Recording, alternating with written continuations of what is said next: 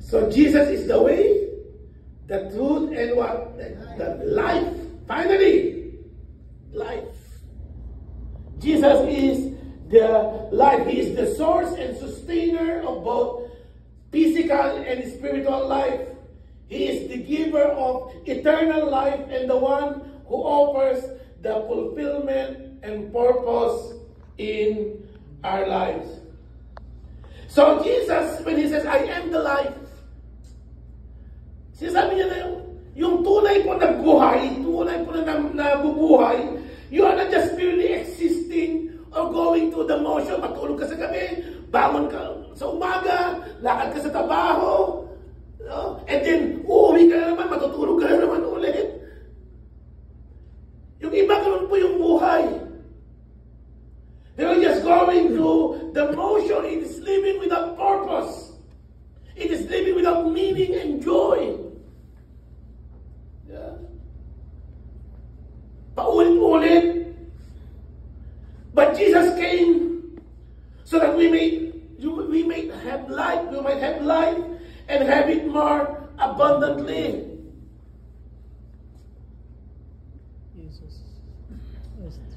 John 10:10 po yun. This abundant life is not defined by material wealth. Ibig mo sabihin ng abundant life hindi dahil madami kang ari-arian. Pastor, I'm living an abundant life kasi ganito po savings ko. Ang dami ko pong sapatos, ang dami ko po bagong damit. May bago akong sasakyan. That is not an abundant life. It's not about material wealth or external success. An eternal life, ibig mo sabihin ay meron po siyang abundant life po, ibig sabihin meron kang deep and fulfilling relationship with Him. Amen. In Christ, we find life that is eternal. A life that transcends yung pong fleeting pleasure ng buhay. And a life that sustains us even in the darkest valley. Kahit namang tindi ng pinagdadaanan mong problema, nakakaranas ka pa rin ng tunay na kasiyahan. Why? Dahil yan po yung abundant life na pinamis ni Jesus. Amen.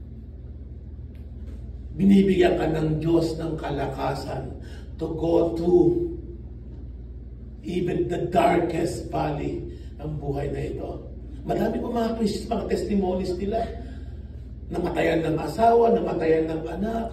Nakita mo, they're devastated. But then, they still testify of the goodness of God. Kasi inner life po yun eh. Yung pong spirit niya, yung soul nila, yung confidence nila ay nasa Panginoon. Alam nila na fleeting moment lang ang buhay dito sa mundo. Yung po kasiyahan natin dito, temporary lang yun. So yung pain din natin, temporary lang din. Kaya nga po ang emphasis ni Jesus is eternal life. Life with Him. And in this earth, we can experience abundant life. Yung po yung sabi nga kanina ni Sister Ann, di ba?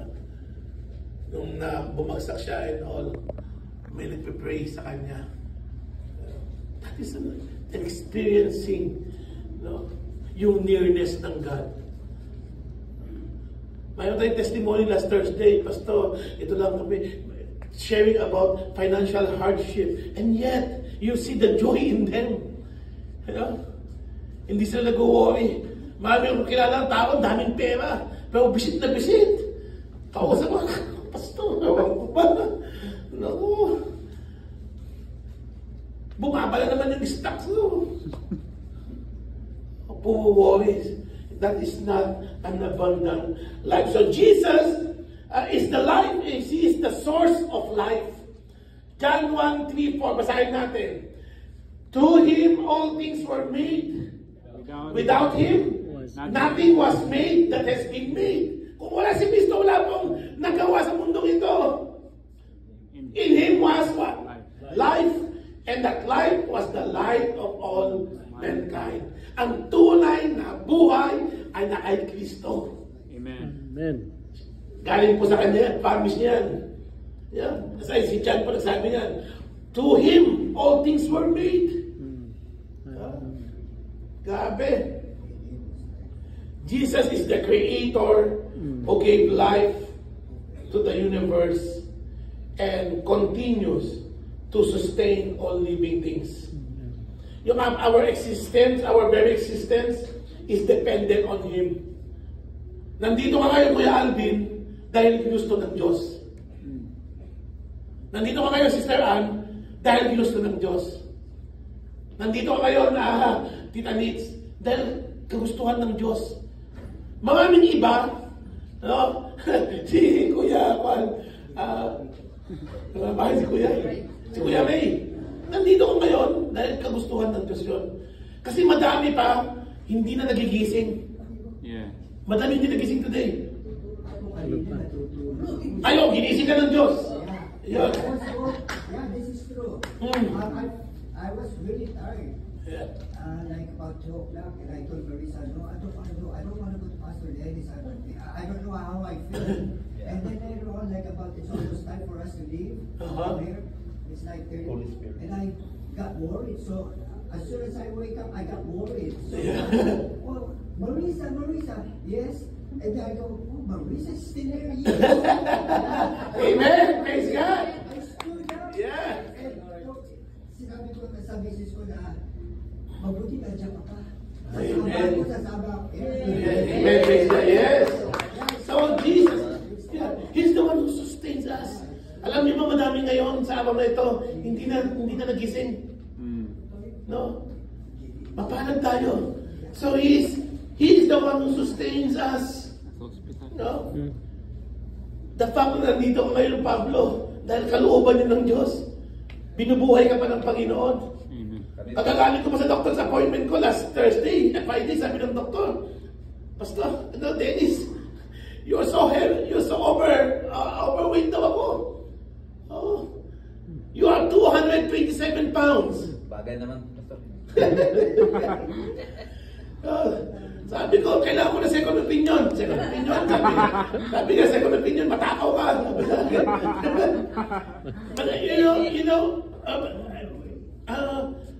it is God who sustains us, yung buhay natin.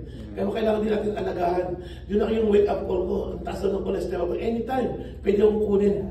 Pwede akong makapag, no?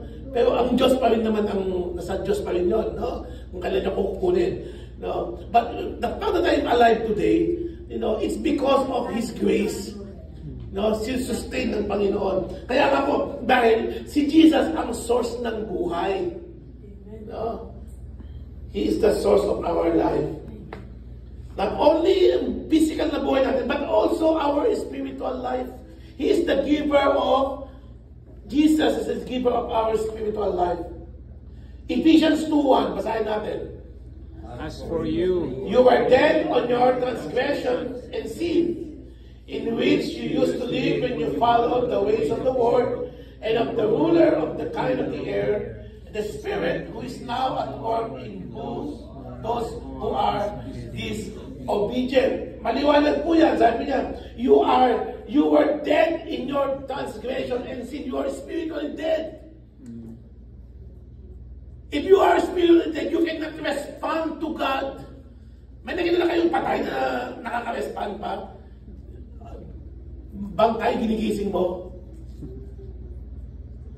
Wala.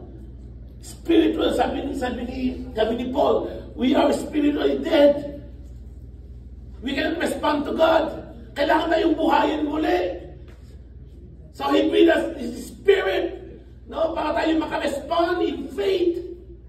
So, siya po yung nagbibigay ng spiritual life sa atin. Kaya magtataka kayo minsan, may ini-invite ka, ayaw pumunta sa church. Sabi Tita Grace kanya, Tita mag-invite na, mahirap pastor eh. Hirap. Sabi niya, why? It's hard to invite a person who is spiritually dead. Kailangan buhayin muna ng Lord yan. Di ba? Kaya invite ka ng invite. Wala kang appetite. You don't have any spiritual appetite. Wala kang appetite for the Lord. Kailangan ibigay ng Lord. Why? Because you are spiritually dead. So Jesus is the giver of spiritual life. Binuhay niya muli tayo upang ma-restore yung ating relationship with God. And if that relationship with God is restored, no, nagkakaroon tayo ng kalayaan na yon sa power ng sin. Why? How? It's the indwelling of the Holy Spirit.